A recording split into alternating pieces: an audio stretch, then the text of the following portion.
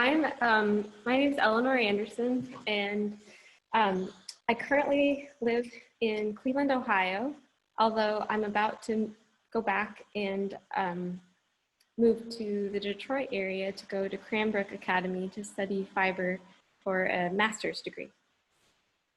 And I just, I'm so grateful to Kristen and the Tides Institute for having me.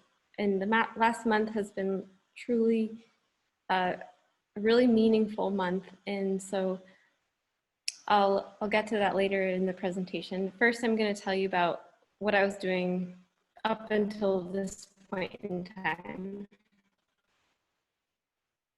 So this is two photos of the community studios where in my neighborhood in Cleveland. On the left is Brick Ceramics, and on the right is a studio called Praxis Fiber Workshop. And by some crazy miracle, they both are on one street, and I was able to find an affordable apartment in the middle. So I can walk to both of these studios, which is sort of why I built my life there for the last year.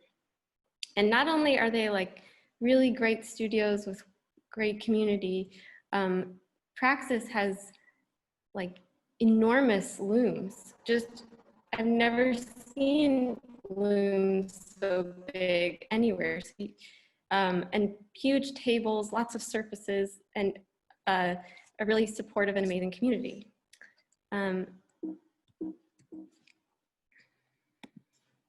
So this is a picture of my living room, which is my other working space when I'm not in these two other community spaces.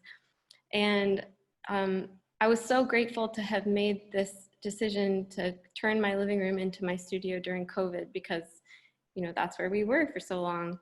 And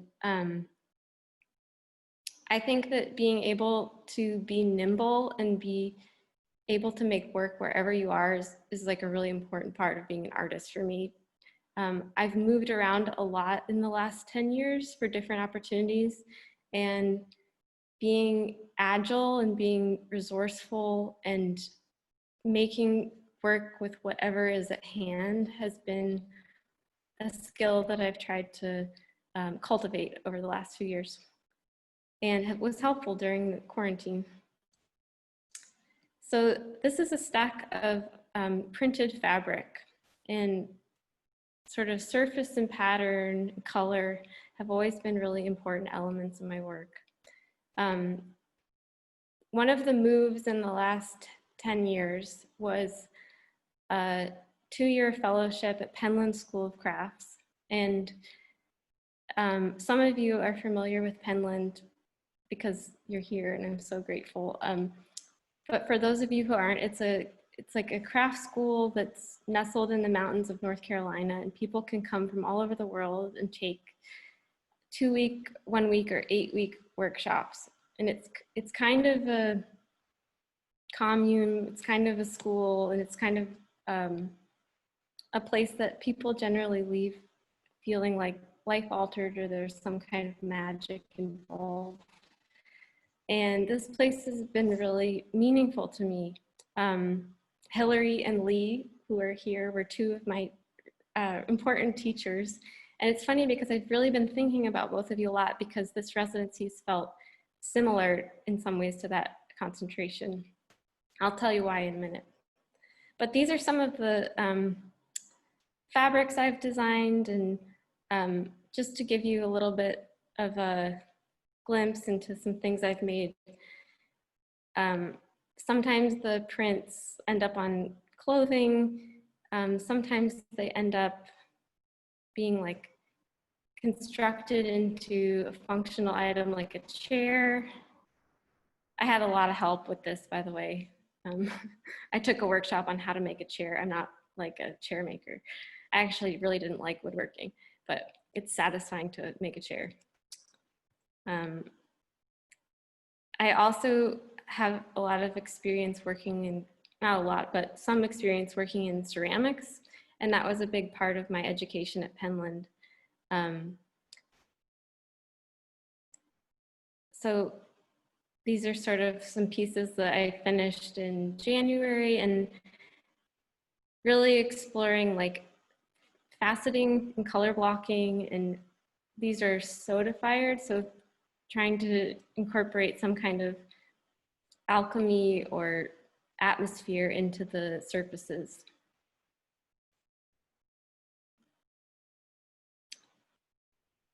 I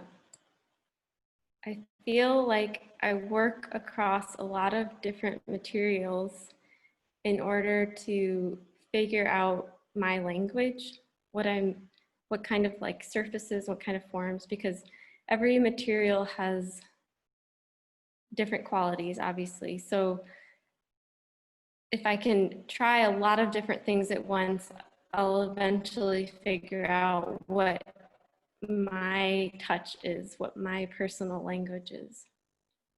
So this was a show I had in 2018 at Praxis Fiber Workshop, which is the community studio in Cleveland.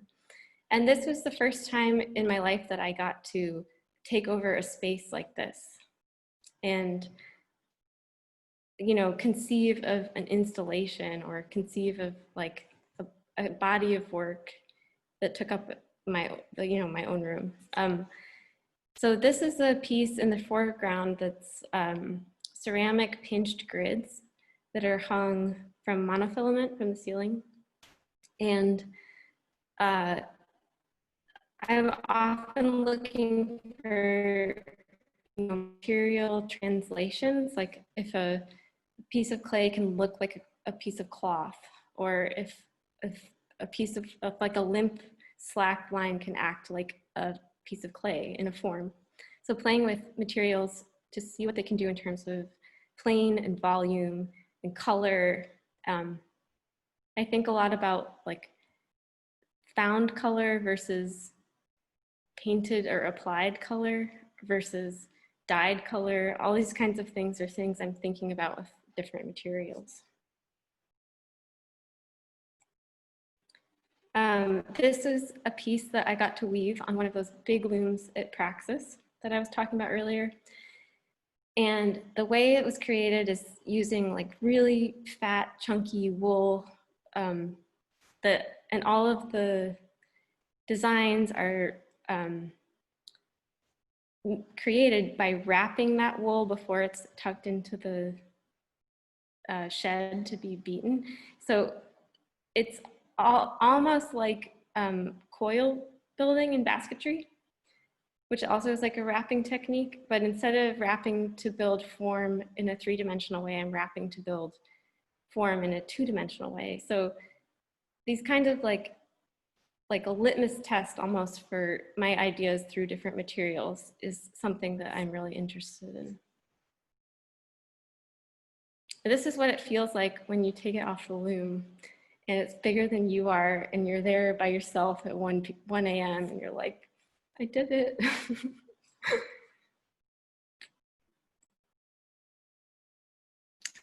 So this last year I tried to combine two different materials. Like this is what would happen if I used clay as the loom instead of as a vessel, or as you know, it's solving the dilemma of what a frame loom, the tautness of a frame loom when it's when something's taken off of it. So these are pieces of clay that have fiber work wrapped around them or sewn into them. And here are two of them details. So I kind of had to like scratch all the things that I was itching to do in all the different pieces and combine them. And this is something I'm interested in following during grad school. It's also so great, like when you are making something like this, like if it cracks, you can just mix some paint and epoxy it back together. And that's part of it. It's like those kinds of freedoms, I think I'm looking forward to exploiting a little bit more. Like not having, Tessa brought this up during one of our many conversations, but she was like, how do you, like how much do you care about craft now that you've kind of gotten the hang of things?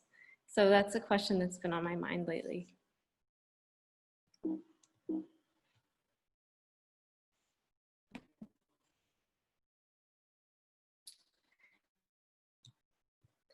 So during quarantine, I really became kind of obsessed with making coil baskets. And I had a lot of material. I'm kind of a material hoarder. So I had a lot of this felt that was like the structure part, and then a lot of fabric, which was the wrapping part. And I knew I was going to come to this residency, or at least I was crossing my fingers I was going to come to this residency. So I love the idea that a basket is something that can like spring up out of nothing almost. Like it requires little to no material or no tools. And it requires knowledge that has been like sifted through human history for thousands of years and has been tested and true and stood the test of time. And I also like the idea of baskets as like architecture almost, like these things creating volume out of nothing. And I think that the idea of baskets being places to gather your thoughts,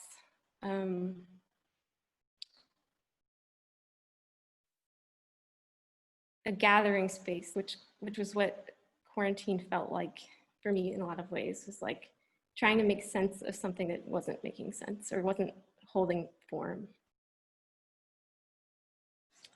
So these are some of the baskets placed on one of my larger weavings. And I keep finding myself doing this, and that expression, pay attention to what you pay attention to, but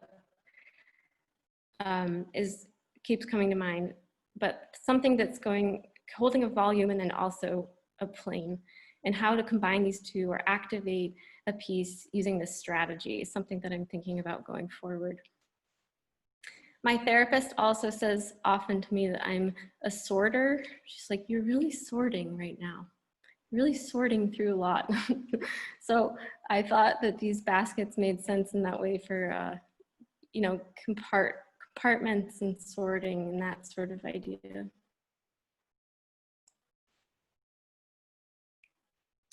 So two artists that I love, who are Maine artists, one of whom is Karen Gillardi, and I love her work. I think she's so smart and surface designer, but also knows how to leave things just enough that they cause a little bit of friction. And her work is on the right. And on the left is Anna Hepler, who was an Eastport local for a while, and has always been one of my favorite artists. So it feels cool to be just slightly closer and get to hear about her life here, imagine her life here.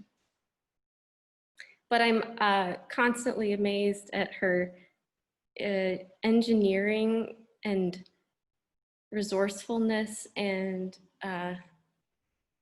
directness.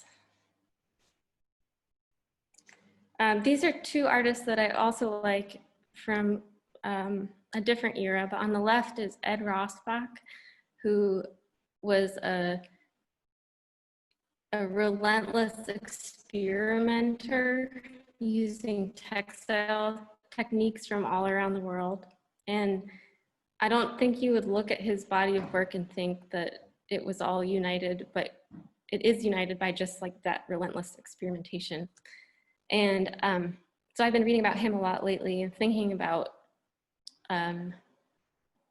the kind of patience and attention that he paid in his life to legacy. And on the right, I'm sorry, I think it's a little bit blurry, but it's Sheila Hicks. And Sheila Hicks is just an artist that blows my mind every single time I look at her work. And her sense of material and sense of color and sense of boldness and exuberance is like something I would love to try to channel a little bit more in my work.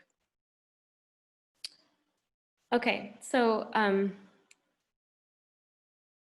year and a half ago, I had the incredible opportunity to go to Japan on a residency. And I'm telling you about this residency because it sort of precipitated my application to TIDES. And I proposed that I would make body of work there drawing on, drawing inspiration from the history of handwork and basketry and craft in Japan. So this was the show at the end of that residency, and it was just a month long, and I was able to find and create all sorts of sculptures made from found beach debris. So this is a net that was made from all sorts of fibers I found, like tied together. And that on the right is a basket from those long strips that go around cardboard boxes. And this one as well. And these are, you know, a string of strung all these sort of bead-like objects that I found on the beach into one long strand. And this was like a camping pad or something like that, that was just, it was like a ready-made, you know, it just was beautiful almost the way I found it. All I had to do was stitch it together. And this one also was like a basket. The implied circumference of a basket was just, that was all I needed, was to be mended or patched with the other piece. Okay, so I applied to TIDES thinking like, I love that experience. I was so energized during that month, and I love to land in a place and respond to what was available. And so I thought that that might be the case with my application to TIDES. And TIDES Museum has an amazing collection of Passamaquoddy baskets. And part of the residency for those who might be on this call who are thinking about applying is interacting with the collection. So there's this incredibly beautiful bank building, and on the first floor is a museum, and on the second floor is an archive. So, you know, just had to ask Kristen if I could come up and spend some time with these baskets. And it was pretty incredible to be able to handle them and feel them and open them up and close them up. And this is an acorn basket by Molly Neptune Parker, who's sort of a very esteemed basket maker in the area. And she just was a recipient of an NEA Heritage Fellowship. And so she's extremely celebrated basket maker in the area. And these are some of her baskets. And they're made from sweetgrass and ash. This one's my favorite one, I think, out of the collection, because I love the directness of that mark. And I'm sort of, out of like the 4 different types of baskets, like twining, coiling, plaiting, and what's the other one? I can't remember. But this one is like, this one's plaiting, and it's my favorite, and I like it because it looks so sturdy. And I don't think you can tell from this photograph, but it's quite large. So my proposal for TIDES was to come and continue that kind of line of inquiry with finding found beach debris and thinking about handwork and legacy and that kind of thing. But I learned, I think, an important lesson, which is that you can't predict a sense of place. You don't quite know what you're going to find if you've never been there before. And Eastport has been a wildly different experience than a month in Japan. I mean, both have been incredible experiences, but really different. And so these are the kind of things that I was taking photos of in Eastport. Eastport has like a really desaturated palette, I would say. There's a lot of painted houses, but there's sort of muted colors. There's a lot of fog here, so everything seems a little bit muted, even if it's actually quite saturated. I feel like this is such a cliche to, oops, sorry. This is like the ultimate cliche photograph of these lobster pots, but I love them, and I love that they're like these glowing installations on the side of the road all the time, and they kind of look like quilts from far away with the right-angled blocky patterns, and they also are these objects that you can see through, and they have nets in them. I just like, there's so many things about them that I love. They often have neon orange, which I'm really coming to love these days.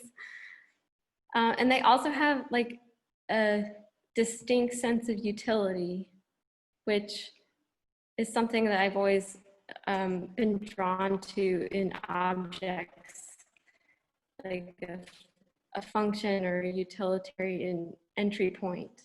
But I have no idea how these work. Like, they're all over the place. I still have yet to figure out how exactly they work. This was another thing I took a photograph of with Tessa while we were out walking. I just like love this palette, and I love that all these objects are littered over this brown rug, if you will, and that the rug seems to come both parallel to the ground and up out of it. I think this is someone's dog pen, but I'm really into this.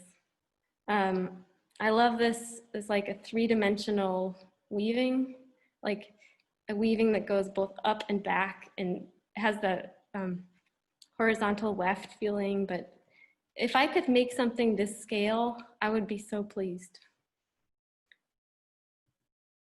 So anyway, this is my first attempt at making a basket in Eastport. So this is made out of found beach ropes. And that was where I said I was gonna go, so that's where I tried to go. And it just it didn't feel the same. I couldn't find the same amount of material, which is good because Eastport is a very clean, pristine environment. From the environmental perspective, it's great that the beaches aren't full of stuff. So that meant I just felt like it was forced to try to replicate that. So I pivoted. Oh, but before I pivoted, these are some of my little experiments. This is a weaving on a lobster tin, a sardine tin, and kind of like an abacus, which is an object I've always liked, on a shingle. And these are the lobster rubber bands.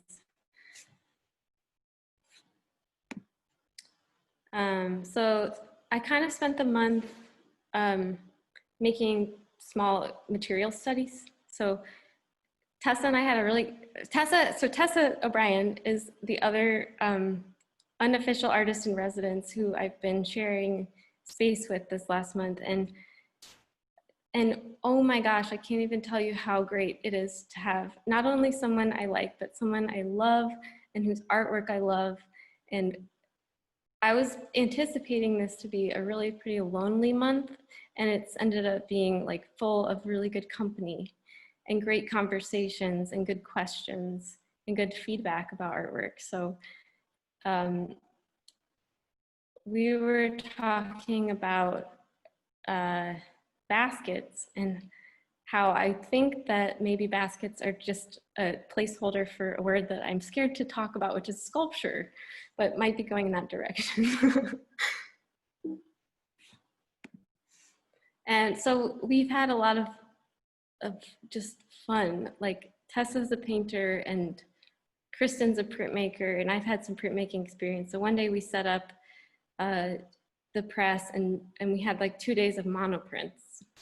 And it's really fun to be around someone who's pulling their first print off a press. It's like, it's kind of a magical experience.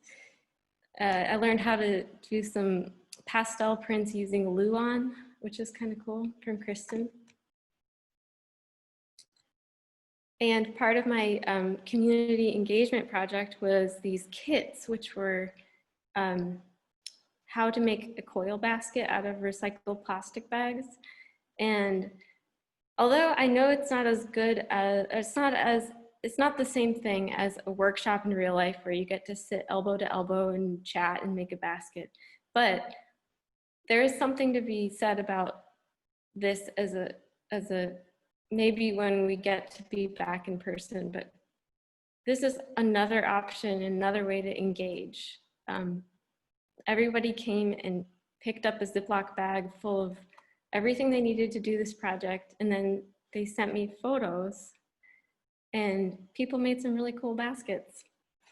And I just hope that these kinds of alternative ways of educating or engaging or connecting with people are also valued when we go back to in-person in a safe way.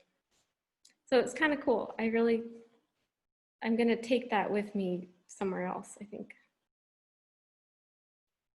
So yeah, I just wanted to say again that the residency has been wonderful for all the things the residency proclaims to be generally, like time, space. This residency has a generous stipend, which is like an amazing factor in a residency. And not only that, but the ocean is about 20 feet away. But the intangible aspects of a residency that can't be measured in output is like the lasting relationships. And I feel very strongly that these two people are people I will stay in touch with. And yeah, I was on a Zoom, I listened to a Zoom artist talk the other night about women who were talking about their lateral relationships in art world and how important those were in their practice. And I feel very strongly that, like, I don't think I'm very proud of anything I've made in the last 10 years, like individually, any piece, but I am pretty proud of the relationships that I've built over the last 10 years. And so I hope that, yeah, I don't know, I feel so grateful for that. Okay, so the last thing I'm going to say is just an intention for graduate school. And I'm grateful that you all can just be here and witness me saying this. But so one of the silver linings of COVID was that I was stuck at home when I thought I would be traveling. And I hopped on the bandwagon and tried a garden for the first time. So it's a little cliche, but yeah, this is what I was starting with, which was like had Doritos wrappers and like condom wrappers, and it was like, you know, not the prettiest plot. But remember that slide with the hanging ceramic doorway?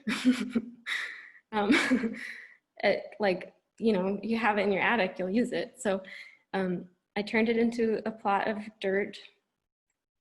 I built a fence around it, and I did some starts inside. I got a grow lamp, and I'd never done a garden before, so this was like, I was pretty much expecting it to fail at every step of the way. Like, if it fails, I guess I just tried, you know. And at some point it really occurred to me that, like, this is a big object. Like, I went big, you know, like I thought the groundhogs would eat it. I thought the deer would eat it. I almost killed all the starts when it downpoured and the gutter drained right on top of them. All this stuff. And then this is what it looks like right now. Like, it was like, it's amazing. Like, it is a miracle. And so I have to learn how in graduate school to suspend doubt, like embrace uncertainty, because obviously that's like the key ingredient, not only the main dish we're served right now. And go big, like, yeah, go big. I read this quote this morning by Robin Wall Kimmerer, who wrote Braiding Sweetgrass, which is a really incredible book if you haven't read it. But it says, transformation is not accomplished by tentative waiting at the edge. So that's my goal. And thank you for listening. And thank you, Kristen, for having me. And thank you, Tessa, for being such a good friend. Thanks for coming.